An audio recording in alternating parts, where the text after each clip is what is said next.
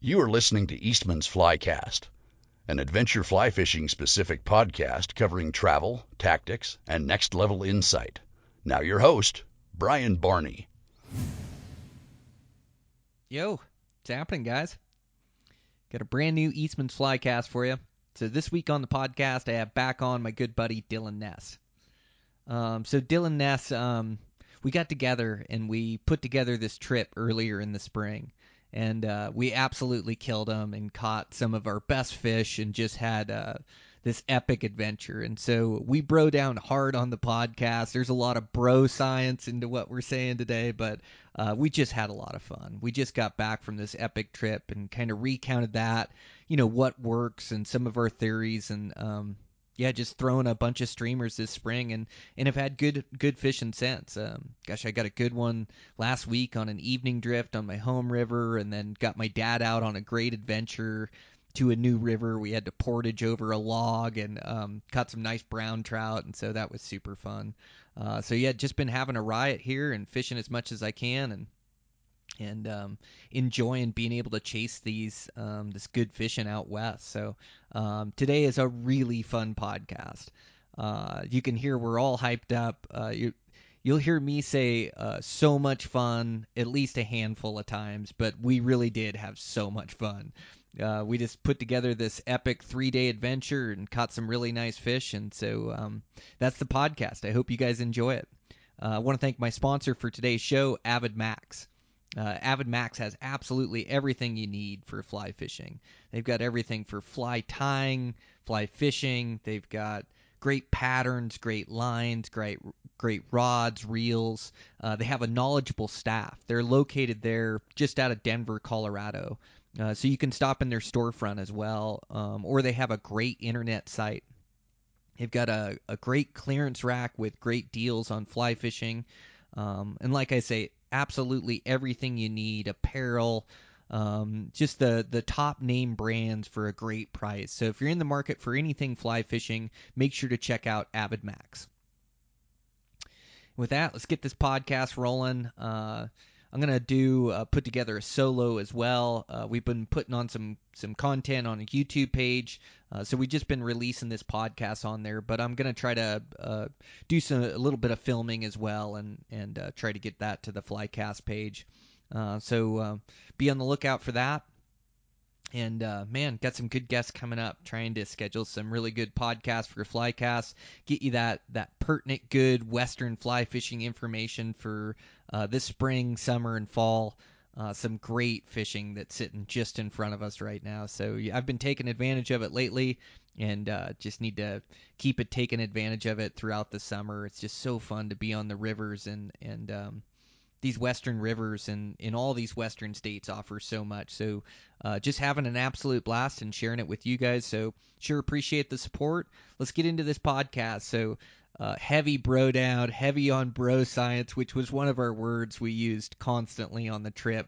You kind of get stuck on some of these words. And so bro science is the definition of it, or at least our definition of it, is like bros being out fishing and then, seeing something happen and then, calling that science or how it should be, which most of it's just an educated guess at best, but we call that bro science. So you'll hear that term a few times in the podcast, along with a bunch of laughs, funny stories, and then also getting some really good fish and hitting magic on one of these rivers, getting the timing right and everything. So super fun. My buddy Dillon Ness, Eastmans Fly Cast.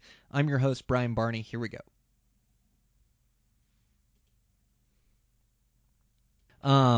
Hooked him hard like on the right side of the boat and started playing them, and then just like you said, like that deal that makes you nervous fighting the fish when they switch over to then the left side of the boat, and it was an absolute rodeo like what we had, and it was a great big fish, and then he got on the left side, and I mean I had him, I was fighting him for a good minute and a half, and he just popped off.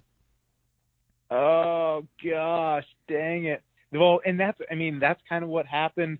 I mean, he didn't pop off, but that big one that you caught when we were together, God, that was a rodeo like that too. Under the boat, behind the boat. It was like, holy smokes.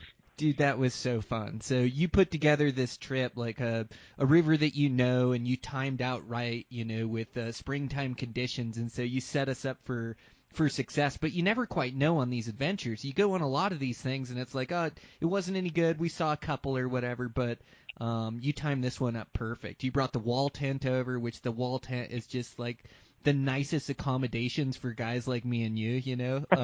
Sleep in the cot, and then you brought the camp chef. And we had good meals, and then 3 days on the water. What an awesome time, man! Oh yeah, no, that was so killer. And like you said, and like you and I always talk, it's like timing things up to get it to work out. It rarely works out perfect. And then for us to get everything set up, I think. Well, and then you were running a little behind, taking care of clients and everything, and it worked out to the T. I mean, it couldn't have worked out any better day one.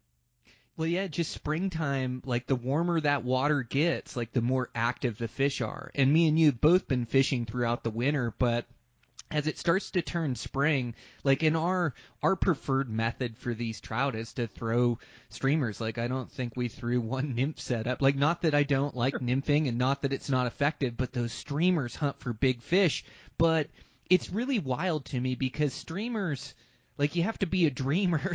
Like you have to want a big one so bad, but you're willing to go the whole day and not catch one. Like you catch fewer fish. But once you get really good at it, like really good at reading water and really good at fishing a streamer, all of a sudden it's this new way to be effective through the water. So one guy might not touch a fish, but boy, if you get the right feel, the right strip, the right pop, you feel those fish eat it, the right bugs, like there's so much that has to go right. But then you start getting pretty good at covering the water that way. But I always think it's wild when you use a tactic that doesn't catch very much fish. It's like you have to keep doing the right thing all day, every day, and eventually it'll pay off. But, may take a while. Yeah, for sure. No, and that's going back to your point just a second ago. That's the nice thing about having the wall tent and all that, because you're out there. I mean, we're out there throwing to the bank all day long with, 7, 8, 9 weights, big old bugs, and it'll take it out of you. But being able to come back to the wall tent, refuel, recoup, it makes it that much easier to go out the next day because like you said, the name of the game with throwing those streamers like we do, and that we like to, get after and cover the water like that. It's like, you've got to be on your game all day long because it could be any cast. Like you can't miss one A spot and you've got to cover it the absolute best you can. I mean, otherwise, he can be there. And if you're not covering the water the way that you should be, you're coming up blank. And it's not like floating down the river, you get many redos at it, like that river we were on, that's a big river. And it's like a row around isn't the easiest thing to do. Yeah, big river, dude. Those hydraulics in those things scare me in a drift boat sometimes. Like we were fine the whole time, but also doing stretches that we're not all familiar with. We've all been on the river and done some stretches, but yeah, some of those things, like you just you got to be on your game for sure. And like you say, you can't really row around or redo.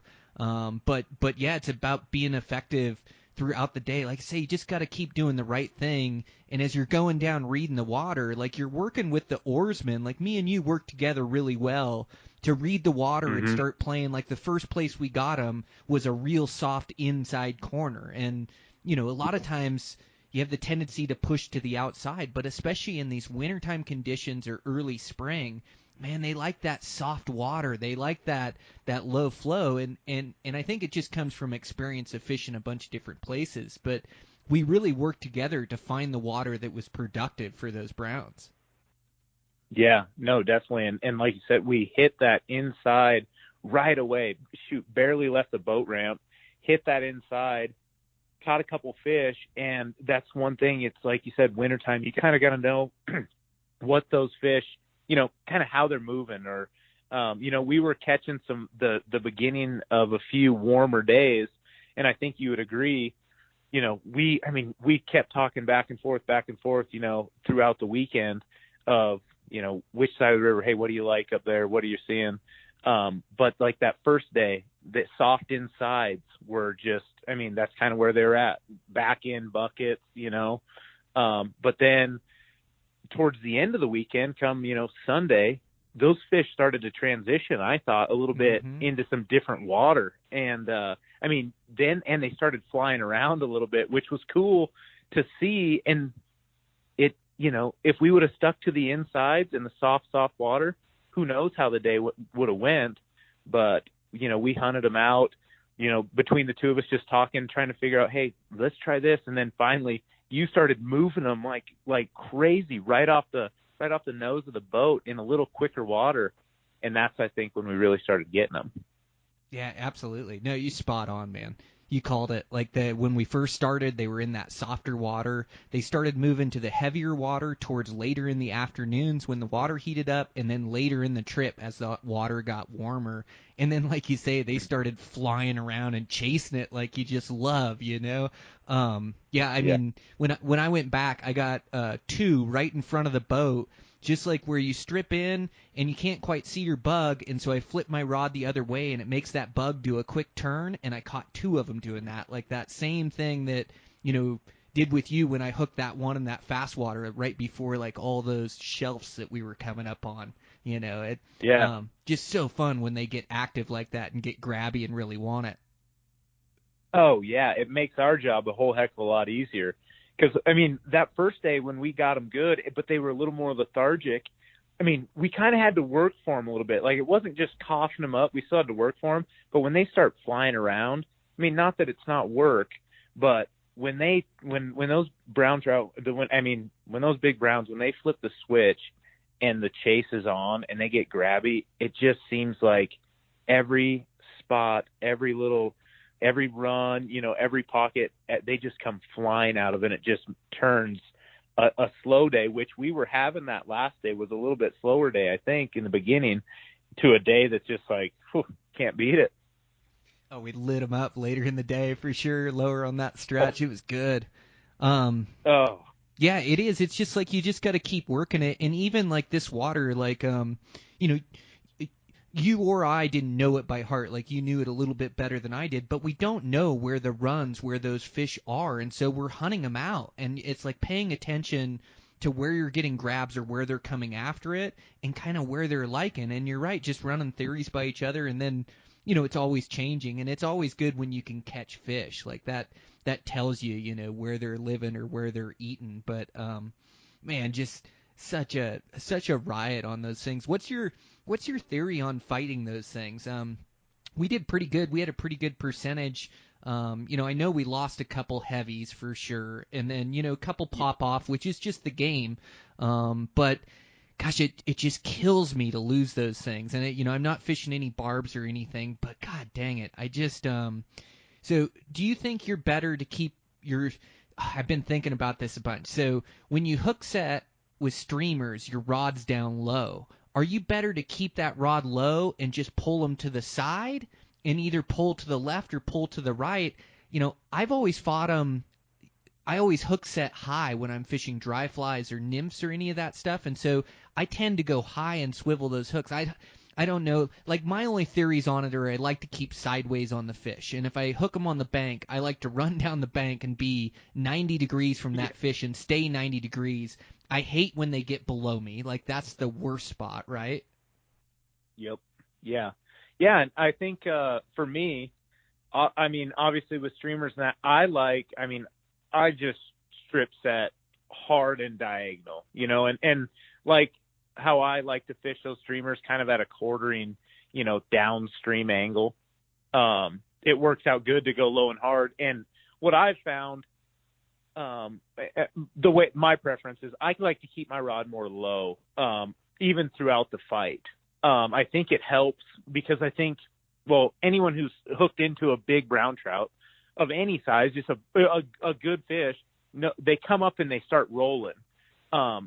So my theory is I like to keep my rod down in hopes to keep the fish kind of down too, not to bring them up, because if you turn your rod more up, you're putting just more pressure up in the roof of their mouth or the corner of their mouth, and I think they have more of a tendency to come up to the surface and do that alligator roll, and that's when a lot of bad things happen, I think. But no, I think I definitely like to fight with a low rod. I don't try and go to the reel unless they make me.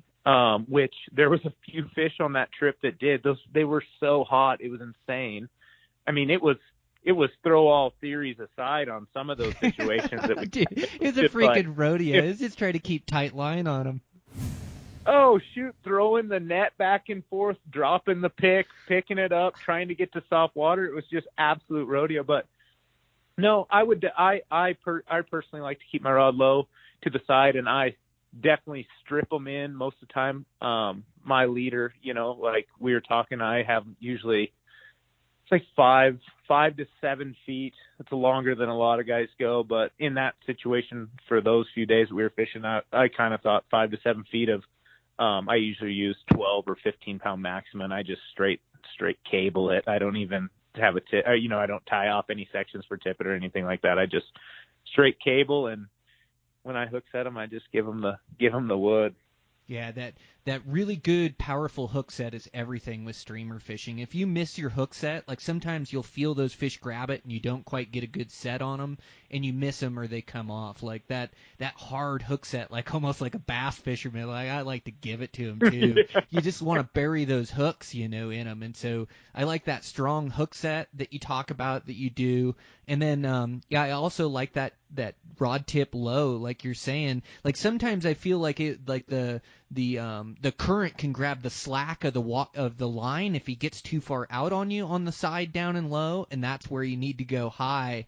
And I think it's just experience, but I love what you said. Like when you're pulling up, you're pulling that fish up, and when you're pulling that fish up, he can alligator roll, or he just comes up and he just head shakes right at you, just wag, wag, wag, and that's like a good time to throw that hook as well.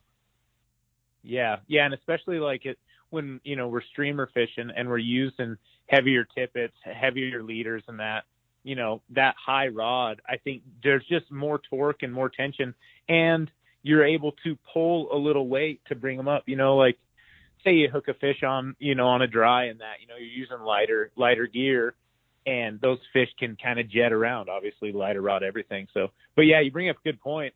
It's kind of one of those.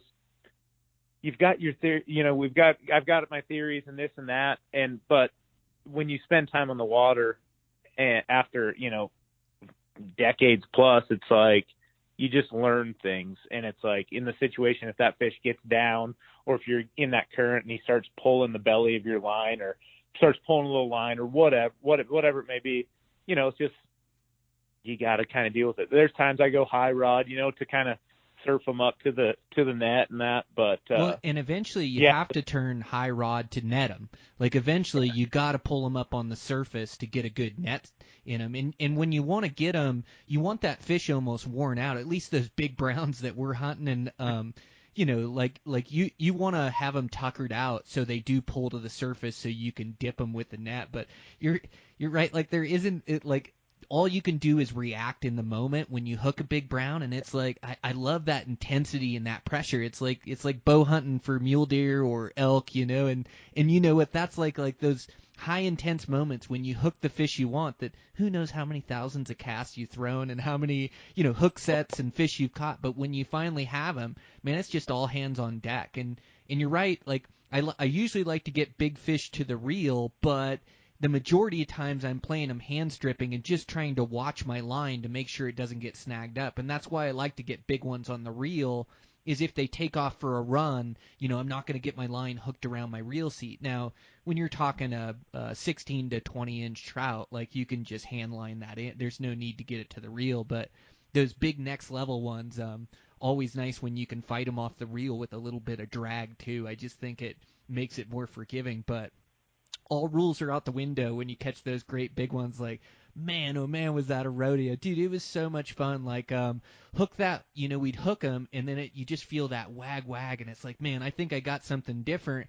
And then all of a sudden you just watch that line just zip around, like you're saying, like upstream, downstream, just like, oh my gosh, I think I got something here, guys, and then just go to a fight. And it really is all hands on deck. Like the rower, he at some points, if that fish is really close to the boat, he wants to pull back and keep your line tight. Remember, there was one time you pulled back for me, and then sometimes if the fish is getting downstream on you, you want to push towards him and just keep fighting him down. And I've seen guys that like to anchor and try to fight them, but I just don't think that's the right move in that big river like that. I think you want to float down and try to keep tight on them.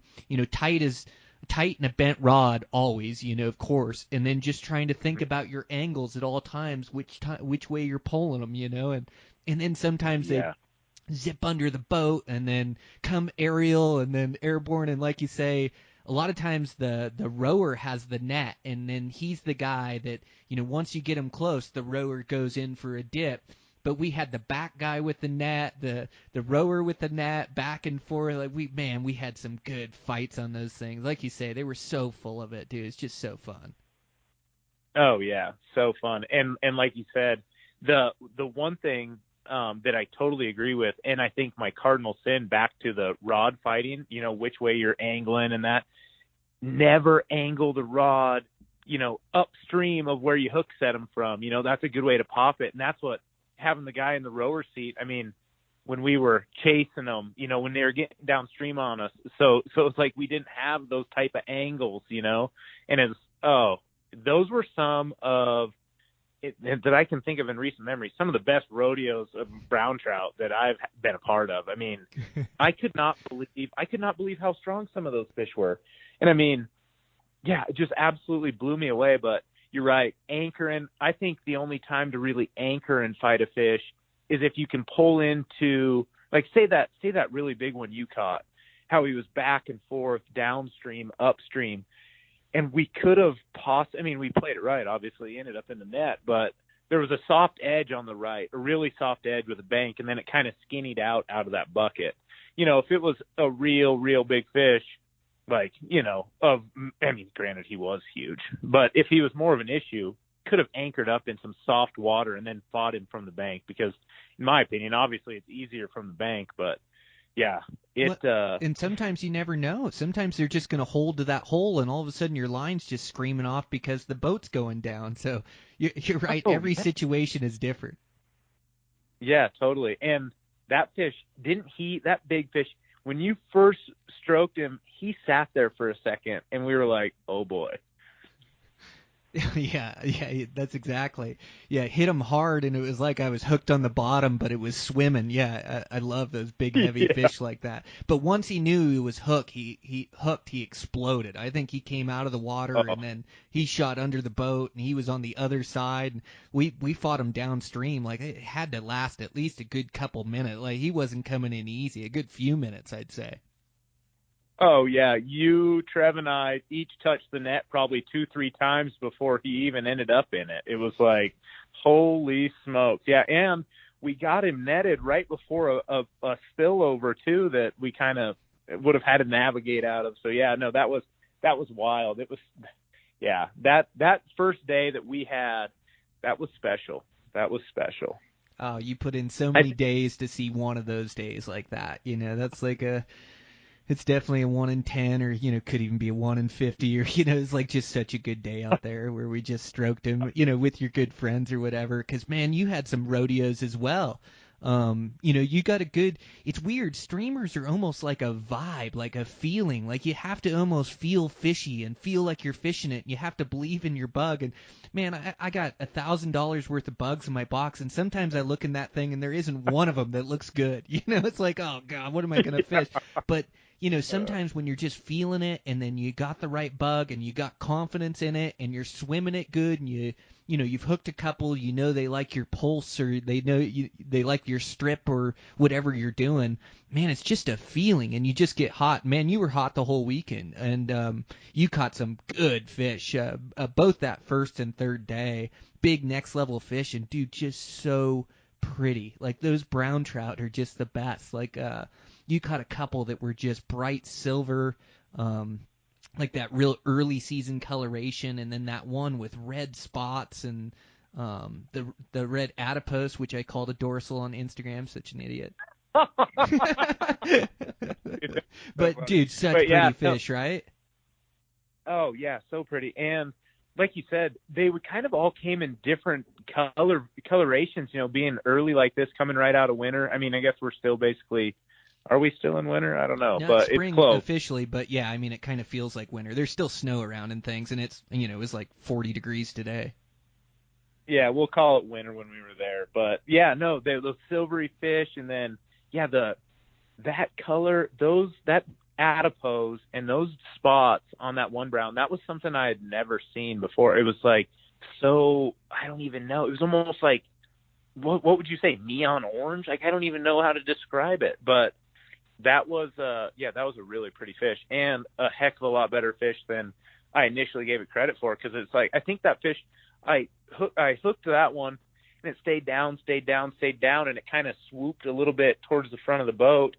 And I think you or Trip dipped down and netted it. And, oh, you did, because then you look back and you're like, I think this is a little better fish than you think. I think you wanted me to just let it go or something. I was like, dude, this is a good fish. You might want to take a look at this one. Yeah.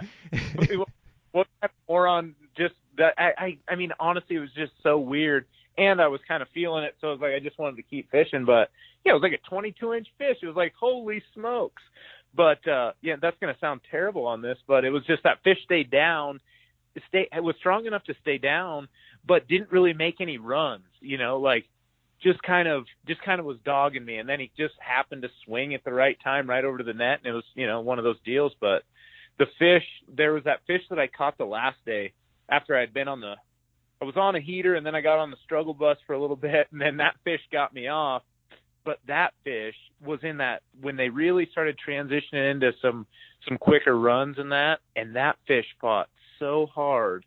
That was one of the best rodeos I've had in a while. I mean, that one took me to the reel. That was the first in a while. But no, super, super, super fun weekend, and full of big fish. And it's just so much fun to fish with guys, like when we're all on the same page. I mean, I think we might have caught each other's line, one or two times the whole weekend out of thousands and thousands of casts, but covering the water. And it was one of those deals too, where if it got slow, you kind of carried old Team Brown Trout there for a while, and then Trev had his run, and so did I. But it was like, it's fun fishing with guys that if you're in the back or you're in the front, that's like, if you leave one, the other guy's probably going to get them. It's like, it's fun to fish with guys when it's good, you're going to get them. And if it's slow, you still got a good chance because everybody's working hard and covering water the right way. So no, it was, so killer. Well, I know. And I've said this on the podcast. I'm just at a loss of words to describe it, so I just keep saying it's so fun. Like I think I said that too many times on this podcast already. But yeah, and just hanging out, all fishing the water effectively, all in a good mood. And there's just nothing funner to me than like hanging out with good buddies and making jokes like that. That true, real comedy of like what happened on the trip and joking about what happened on the trip, and then like, dude, it's like me being a 13-year-old boy again, sitting in the tent when the lights are all off, like cracking a couple jokes when it's all quiet in there. Like, oh, dude, it's just, I laughed so hard my stomach hurt. Like some of the jokes we had going, I can't even remember them all. I remember, there was one night and we were back cooking dinner, and I was like, oh, dude, check out this picture of this fish. And I showed you this fish, and you go, who caught that one? And it was your fish, it's hilarious, man. So then we kept saying fun. That throughout the weekend. And then Trev, he's a heck of a fisherman, but he had the curse of the rods. Man, oh man, that guy went through some rods. So, it was fun giving him hell, and he's one of your good friends, and he's in good spirits and gives it right back to you, But god dang, it was there was some funny times in that trip. Just so fun to get away for 3 days with good buddies and go fish hard and then hit it right, and find magic on that thing. Like, gosh, it doesn't happen all the time, that's for sure. No, it doesn't. And it was one of those times where, I mean, let's just say it, Trev will listen to this, but he broke 3 rods in one day, for goodness sake. Like 3 of them. Like, and we somehow, one was yours and one was mine. And it was like, oh, but when the fishing's that good, now granted, day 2 was a little bit slower, but you got them pretty good that day. And, but yeah, to be able to laugh it off and make jokes. I mean, oh my, I wish I could remember half of them, but yeah, breaking rods, gosh, it's just the worst when it happens. Absolutely the worst. But after the fact, it's like, what do? And it's like, Oh goodness, but 3 in one day, the hat trick, that was pretty insane. The hat trick. It's so funny.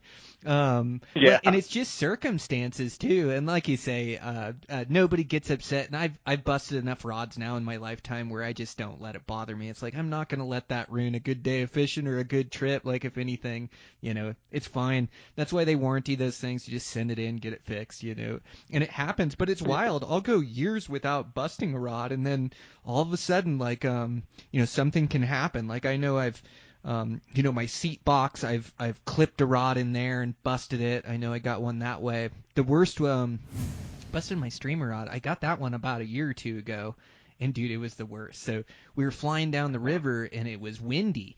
And so I was casting towards the bank with the streamer, but sometimes you're short, sometimes you're long, so you got this belly of line.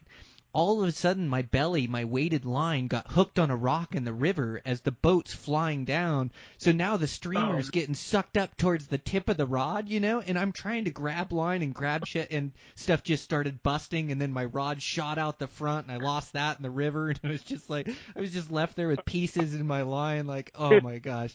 It's, it just happens sometimes, it is what it is. You try to be really good with your stuff, and I always case them up, but you're fishing. You got 3 guys in a drift boat with a bunch of rods, on unstable water. Like, shit's gonna happen. Oh yeah, yeah, and you and I think had 3 rods apiece in the boat, so it was like we were just ready for war, and Trev just so happened to lose his balance a couple times. But yeah, no, it actually worked out, because that's one of those things.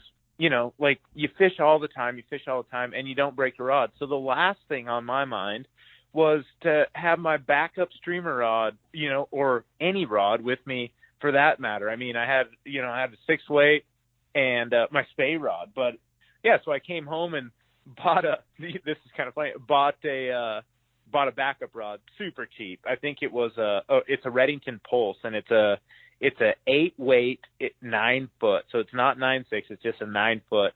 And it is an absolute lightning rod. Oh my gosh. You can one strip, double haul, send it. I mean, you could probably shoot it to the backing. It is so stiff and so fast. It has no feel when you're fishing, though. Yeah, totally. You get the feel for those rods, yeah, and it's so important, because a lot of those fish, they don't eat on the strip, they eat on the pause, and on that pause, you're almost still like stripping in, and you're a little bit taut, but that's when you feel the fish, and then you have to set on them. It's in that pause, and so you do need like a good action on your rod. You fish that backup 6-weight like a champ though for the rest of the trip. Oh yeah, the G-Loom 6 with the 8-weight Galvin on it. That thing's sweet though. You made me a believer out of that one. That was a day saver. And then when Trev finally snapped his rod and he was fishing the 8.6, we were about as gentle with the last few rods we had as I've ever seen any dudes be. It was like, oh my gosh. But yeah, that 6-weight, well, and that makes me wonder too, because that 6-weight, obviously it was light and it was way over line, but it casted fine, and the feel, because I usually fish an 8-weight when we're throwing those big bugs, and it's like, it made me start thinking of maybe going to a little bit, I don't know, a little bit softer. I don't know. I'm a big fan of, stiff rods, fast rods.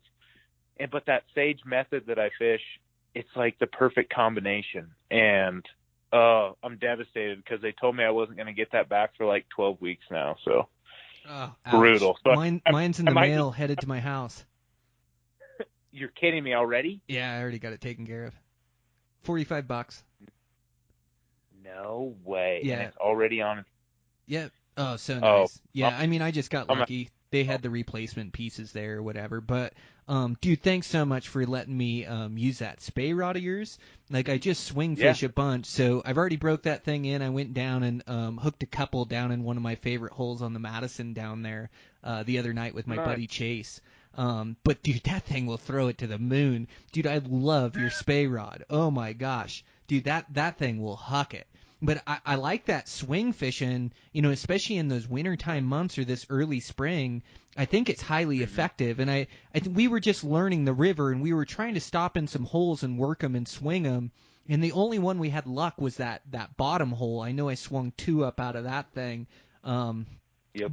but just needed more time with it, and I think we would have got them. Oh yeah. So swinging in the spring, you know, late winter, you know, in the colder months, are you saying, is so effective, just the way that it covers the water at just the perfect pace.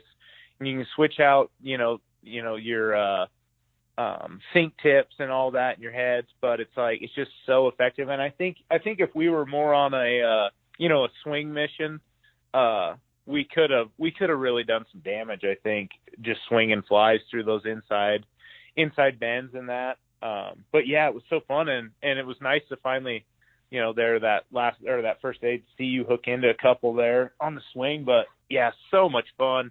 And that was actually the first time I'd never swung a bug. I always heard you talking about and throwing that dungeon, and sure enough, I got out there and you were chucking that thing, and it was like, well, I guess I'll do it too. But yeah, that it's not that bad, and I kind of like that.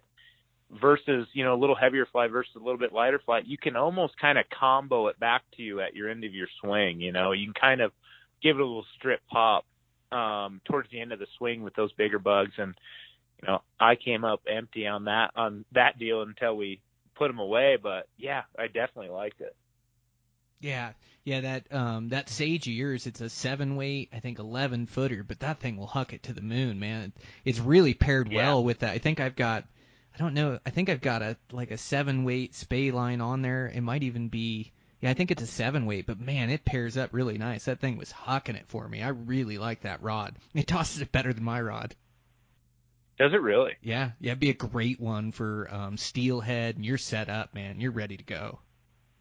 Yeah, we should definitely go do that. But yeah, and then, I mean, when you tie into them though, I mean, for being a stiffer rod like that, it has good play for trout too. You know, did you find, were they decent fish that you ended up hooking into with that thing? Mm-hmm. Yeah, they weren't huge or anything, but like 16, 17 inches or something like that. And yeah, they got fight on that spay rod. It's not like you just strip them in or whatever.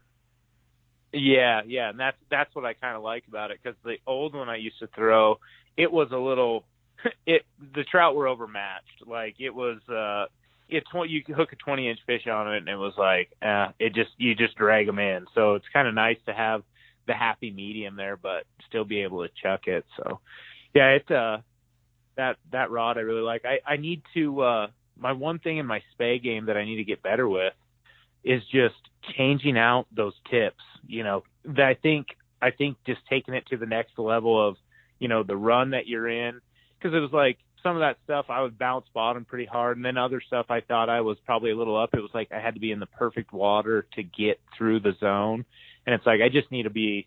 Granted, we were mainly fishing out of the boat, but more diligent. Just when you get there, just take the 30 seconds to switch things out, put on a leader, and go fish it. And I think a guy would be more effective. Oh man, that's a really good point. Like the any of this fishing, it's so important to have the right lines. Like I love that airflow sink tip that I use on my single hander is a good fishing line for me. Or I like those Scientific Angler lines. I think that's what you were fishing, right? Yep. Yeah, I want to say it was Scientific. It was the Cold 25 is what it was, 300 grain. It fished good. Went and got another. Yeah, I really like that. Yeah, and I think I cut down that sink tip to 12 feet because I like it a little bit shorter just so I can manipulate things a little more. But yeah, it fished good. But yours seem to get down even faster. But the way that you fish it fished really well too, because that's the nice thing about really knowing your gear and what works for you is you can always, when you're used to making it work or just how it needs to be fished, it's just so much more effective than grabbing somebody else's stuff and not having a clue, you know? It's so true, because you adjust your depth on these streamers by, your strip rate and then by the angle back to the bank, and then also, the water current plays a part in it, like how slow the water is, So you're spot on, like knowing your gear, if your stuff is fishing a little bit heavier, you cast, more 90 degrees towards the bank or slightly quartering back instead of going all the way up. And the only time you go all the way up is when you get a really deep run. And so you're right, you just get to know your gear and know how your bug's fishing, and you just start fishing it so effective. And it's wild just because you can never see the stream or in the water that we were fishing. I mean, there was like, 1.5 of viz the first day and maybe 2.5 feet the third day when we did good. So you can't really see the bottom, and so a lot of it's guesswork, but you get to know your gear really well. And my space setup that does so good on the Madison was actually a little bit heavier for the river we were fishing, because we were fishing slower, softer insides, and that swing, it'd go too deep, and I ended up snapping off quite a few, like just fishing it too deep. So, your point about switching out your tips and being diligent, and I think I've got like 12 foot a T14 on there now, so I'm really heavy. But like a 10 foot of like some T9 or something like that would have been perfect. And so make that adjustment on the river. Okay, now I'm swinging to the right depth and the right runs when we stop and when we get it. And then, you're fishing that effectively. But you're so right, man. Like, fishing is such a feel. And sometimes those brown trout, like, you can have really good days, and sometimes trout seem easy to catch, and sometimes it seems like the most difficult thing in the world, and they're just not eating, or you can't turn them on. But like we talked about in the beginning, just continuing to do the right thing and then really getting in tune with your gear and how it's fishing, man, you just get fishy, and then you just start finding them. And when you're finding them and you're hitting fish, like, that's when me and you get excited, because we know we're going to see a big one, We know we're going to see a taimen down there, when they're all eating like that. And it's just an absolute riot, man. I don't know why we didn't just quit our jobs and live over there. I know. Like, that's the one thing, you leave a trip like that, and it's just like we talked about when we were leaving. It's like, God, I wish we could just stay for 5 more days, like, and just keep doing this. Like, should have just done the podcast and stayed there on the river. It's like, golly, what am I doing with my life, Dillon? Man, oh man, it just makes me want to be a bum and live on that thing for a month. I know, but between fishing and hunting, we would be in trouble. Oh yeah. Oh man. Yeah, you got to be a grown up too. You definitely have to pay some bills and take care of responsibility, and you run a business and do a good job of it. And it's the same with me. You got to take care of responsibilities, and it's just good to get on those getaways, and then to be able to really enjoy yourself stress free. And so it's just what we got. But I think next year we have to pencil that like it's a hunt or a fishing trip, where it's not just a 3-day, where it's like I think we better put a camp in for a week and maybe take a couple days off in the middle, or a day off in the middle, so my casting arm can recover and then go back at it. But timing was just so good on that thing, man. Yeah, no, definitely. No, we'll have to jot those dates down and kind of see what the weather and everything's like next year. But I totally agree. Have a break day, a reset day in the middle, to where you can get on, answer emails, ice the old arm, and then get back on it. But yeah, no, I'm totally down. I think we've got a couple of, one more for sure. I think this spring we should do, and see how many days we can squeeze out of that deal. But yeah, chuck it till our arms fall off. Yeah, we definitely have some good spring and summer fishing coming up. So yeah, no, we got to hit it hard and try to squeeze in some days here or there, some weekend days, and go get after it. But yeah, it does take being in good shape too, man. It, like, the way we fish from daylight till dark and throwing that thing all day long, like or you're either pulling on the sticks or you're casting a rod. I mean, you hardly even stop to take a breath or eat, unless you're with the Snack King. He's got the best snacks in the world. I'll stop and eat some of those things. Yeah, crackers falling out of every pocket. Holy smokes! But yeah, no, shoot, you and I, if it wasn't for Trev the Snack King, we would, you and I probably wouldn't take a sip of water or eat maybe one strip of jerky, and that's about it. So yeah, it's most people. No, I was just gonna say, most people would probably think a guy like we're crazy, as hard as we fish from start to finish, and just literally never stop. Oh man, you just so fun. You just want it, But But yeah, you just keep throwing that thing. It's amazing how many casts and how much time you have to put on the water to see those fish. If you actually added it up, like I don't know that it makes sense with the numbers, but there's something about being out there and hunting those fish and having that opportunity, and the next cast may be him. And then when you do have some of those fun experiences, those payoffs, hook into those good fish and have a rodeo with your buddy, it definitely makes it all worthwhile. But it is just getting out there and getting after him, man. It's we're so fortunate to live in Montana. Like all these states out west have such great opportunities to go chase trout on these western rivers, and they're such good ecosystems. Like, we're so lucky. They don't grow like this, all over the world. Big mature brown trout like that. It's like you need the right habitat, the right bug life, the right temperature, water temperature. Like, there's so many conditions that go into it. But man, there's a lot of good fishing out there on public waterways. Man, is there? Yeah, we are spoiled, and it's. I don't like to think I take it for granted, but we are spoiled. And it's like, I mean, to talk about, 16, talking about the fish that you saw, some good ones, 16 to 20 inches. I mean, those are great trout, you know what I mean? Like, and people all over the world come to Montana to catch a 16 to maybe not even 20, 16 to 18 inch fish, and a 20 inch fish could be the fish of their lifetime. And it's like, we get to go hunt for fish that are in people's wildest dreams. It's like, now granted, do we turn them up all the time? No, but it's like on cast 3,050 of that day, he might come. So you got to stay in the game the entire.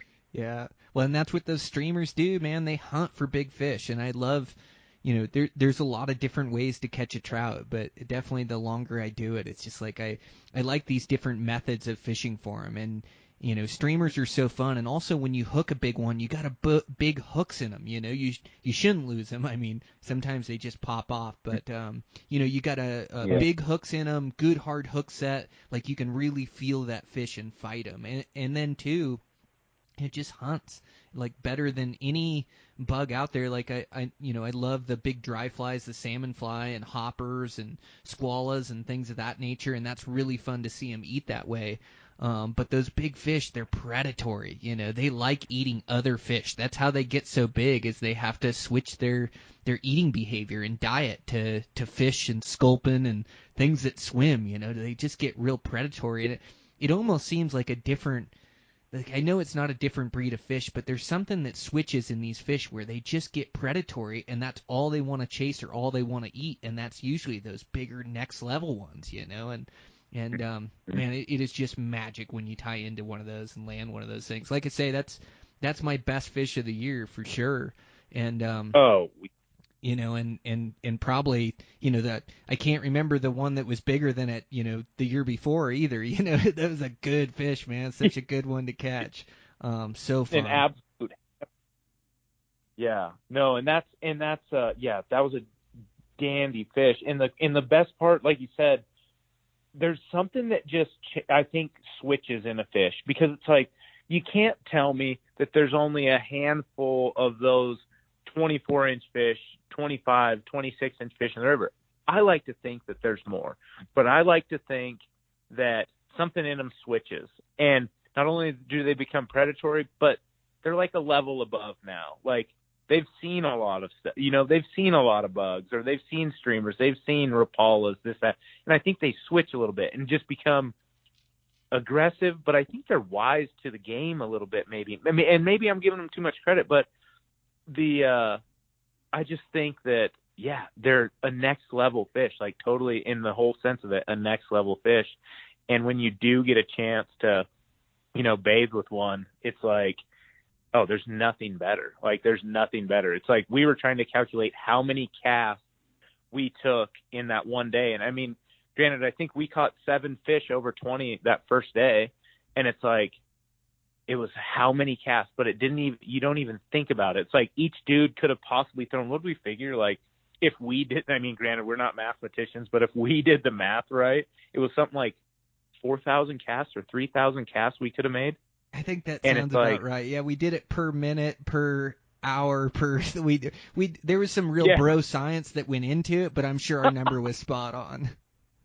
Yeah, exactly. And that's, but it's like when 7 fish out of, let's just say, for an example, 3 guys in the boat, close to 12,000 casts, 7 fish over 20. It's like 12,000 casts. Like, that's absurd, And it's like, but to me, it's kind of an addiction, honestly. Like, I'm addicted on the next one. Like, I really am.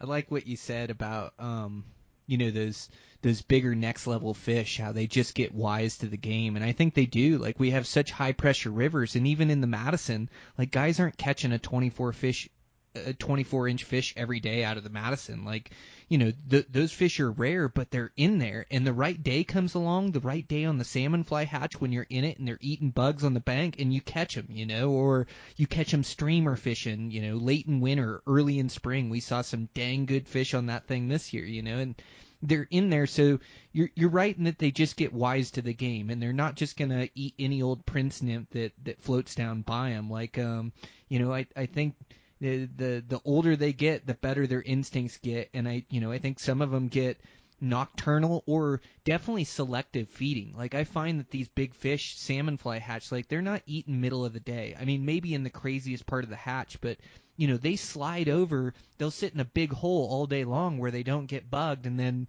towards the evening they'll slide over into a foot of water, a foot and a half of water towards that bank, and then they'll start eating right there on the bank. And same thing with those big fish with streamers too. It's like everything has to be right for those big fish to eat it. We could go through that same stretch and throw streamers and have that water temperature 4 degrees colder and never touch a fish through there, or just they're not eating that day, or the visibility isn't right. There's so many conditions that go into it, and so I mean, that's why it's so special when you get to bathe with a great big one, the one you've been looking for. It's just that's the coolest feeling. And everybody fishes for different reasons. And I like action, and I like getting into them too. And that streamer hook set is so fun when you hook set and you feel wag, and you're not sure what you got, but it's on a streamer. It may be a great big one. Like, that excitement gets me every time, And I like catching good fish, but there's just something about that I really enjoy. The more I fish, it's like hunting for those big next level ones because they're so special. Yeah, and that's and they're like saying in anything like there's progressions to things. Like, say, the beginning stages of fly fisherman, you just want to go out there and you want to catch a fish. So everybody sets out to just go catch fish. Well, then once you catch a fish, then you want to catch a bunch of fish, So you go out there, and then, here after a year or so, you start catching a bunch of fish. Well, I think the next natural progression is, well, then you want to catch a big fish, So that's kind of where that's where I got into streamers, predatory fish, bigger next level fish. What's given me my best chance to go catch a big fish? Well, if I throw this big old, half a chicken out there, marabou going all over the place, the 12, 14-inch fish probably isn't going to look at this one, but you know what? Maybe a 20-inch fish is. And then, I think after catching big fish, I think you want to catch fish the way that you want to catch fish. And once I started streamer fishing, and obviously you as well, it's like once you get into some big fish, and then you want to catch them how you want to catch them, and it's like there's so much more. Like, a lot of guys, what's streamer fishing? You just throw it out there and pull it back in. It's like, yeah, but I don't want to use the word technical, but there's more nuance to it than that, Like, there's technical nymphing, there's technical dry fly, and I wouldn't say technical streamer fishing, but it's like there's a lot more to it than hitting the bank and pulling it back in. Would you agree? Oh, man. So much that goes into it. I mean, reading water, strip rate, pulse, feeling, chi, like it's all factors in, man. Yeah, I think you have to know the water better than I think you have to know the water really well to catch fish with streamers, because you have to do the right thing the whole time, even though you're not getting rewarded for it. Like, you can go half the day and not bump a fish, even though you're fishing those runs the right way. And so, like, I think you really got to believe in your tactics and believe in your skills of reading water and where brown trout live and knowing the species, and then you get the payoff. So if anything, I think it's advanced, and it's tough to throw those big streamers and get good casts with it and really load up that rod. And tough to swim it by sticks and by logs and off cut banks and by rocks and by boulders, by the front, by the back, and then I think there's so much to it. So like you say, you explained it perfectly. Like, there's a lot of nuance to fishing those things. It's not just throwing it at the bank and stripping it back. I mean, what color to pick, what bug, and I do have to say, dude, I'm so impressed. You fished your own patterns the whole entire weekend and fished them really well and caught a bunch, but they were all your own patterns, your own ties. You've got a great, like, green and black one articulating, a great black tie that you have. Man, you just got some really killer bugs that I can tell you put a bunch of years on the vise on those things. Yeah, thanks. No, I appreciate it. It's fun because, I mean, and honestly, the OG, I mean, that's a staple for me, but I fished some other ones that were kind of more prototype for me, and I mean, they fish too, but it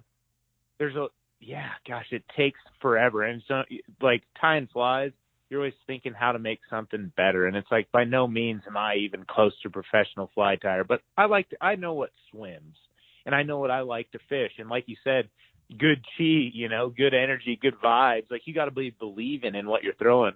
And so when I sit down at the vise, it's like, that's what I tie, is the stuff that I 100% beyond a shadow of a doubt, stick your hand in my box and pull it out. Yes, I would fish that right now. It's like, granted, it might not be the color, but it's like, I would be believing in it. And, yeah, thanks. It was fun. And yeah, and Trev fished his own bugs the first time. That, I don't know if he even told you that. Those were his first ties ever, and he stuck to them the whole weekend and caught fish on them too. So killer. Trev killed it. Yeah, he fished really good. You said, like, he's like 3 years into fly fishing or something, but I mean, he fishes it like a pro. And his own ties, and yeah, I mean, he killed it. He was like such a great third for the boat. We should have had him on the podcast as well. I don't know why I thought to just get you on, just because you're a buddy, and I figure, well, I'll give Dillon a call and we'll jump on one. But yeah, next time we got to do a live one in the wall tent, like after a cold beer or something. That'd be fun to put together. Oh, you got to hang around Trev enough. If he was on this podcast, we would have heard him by now. Like, he don't talk a whole lot, but yeah, no. Shoot, dude, he'd be on the podcast and just be you and I talking. But definitely. I think it would have been like super cool doing it on the river and stuff. That'd be super killer. But yeah, totally, so much fun. Yeah, I can't wait for the next one. I've been looking all afternoon at where the wind isn't going to blow around here this weekend, because I just want to get out again so bad. Oh man, I hear you. I got invited over to the Bitterroot, or over to the west side of the state, go throw some dry flies. Super excited for it. I'd never been over there. I want to fish that thing. Oh, sweet. Yeah, that'll be so much fun. And it is one of those things too, kind of like how we ran into. It's fun to fish a stretch that you're not, or river that you're not familiar with, so you have no preconceived notions of what the float's going to be and where the fish are going to be. It's just like learning it as you go. I love it. I love exploring. It's so fun. But then once you find a good spot, then you want to go back and hit it a little bit. And, it takes a few times down a stretch to really learn it, like where you got fish, which bank, which spots are hot, But I do like what you said about no preconceived notions. Like, you're just reading water as you see it and the conditions as you see it. And so, you're not thinking the whole time, oh, they're only going to be on this one bank over here, or they're only going to be in the two big holes going down, because you're right. Like that Madison, I just have that thing by heart every single stretch of it, which is nice and it's good and it helps me catch fish. But in that same breath, I love seeing fresh water. And so, yeah, man, just got to explore more. But such a good fishing buddy. Thanks again for jumping on. Me and you just get all pumped up to go fishing again. Like it was just like it was the best trip of the year. And then to get on and talk to you about it, I'm just ready to go again. Me too, man. Yeah, thanks for having me on, and I can't wait for the next one. Let's get it planned and dialed in, and the wall tent's ready, so let's do it. Yeah, man. All right. Talk to you soon. Yep, later. All right. Super fun. Man, when you just get together with some of your buddies that have the same passion for the same things that you do and have a cold one and kind of relive an adventure that we had. So that was just super fun with Dillon. I always enjoy the conversations, and he does great on the podcast. You know, I've had him on Eastman's Fly Cast. I think that's his third time on. And then I've also had him on Eastman's Elevated as well. Dillon gets the most out of Montana, and you know, he's a bow hunt and fly fishing fool. So super fun to get him on the podcast. Like I say, it was a big bro down session of how much fun we had, but that adventure's out there for everybody. And even since then, I've been having some really good fishing here lately. Man, I got out and was able to get a great dry fly hatch, get on a squallow hatch in the in western Montana, get a bunch to eat dry flies. So that was just super fun out there. That river was just full of deadfall and overhanging trees and really technical, and so super fun. Able to get out and do that, and then got a really good one off my home river last week. Just a big next level alpha trout that took a streamer, so that was super fun. And then got my dad out yesterday for an adventure on a new river and a new section that I had never floated, and we got him pretty good. We didn't kill him, but we got him pretty good and a couple nice fish, and had to portage the drift boat over a log, and so you know, just a true western adventure. So yeah, I'm just having an absolute blast this spring and having a blast sharing it with you guys. And so I got some great guests lined up and big plans for the podcast. So just got to keep working away and getting you guys that next level information, or that information in general that helps you become a better fly fisherman, find more success, have more fun on the water. Because it's out there for all of us, just like this last trip with Dillon. So thank you guys for the support, downloading the podcast. If you can review the podcast, that really helps me out. Any way we can share this thing to keep this thing rolling if you enjoy the content with it. So yeah, appreciate the support, you guys. And with that, yeah, I'll check in with you guys soon.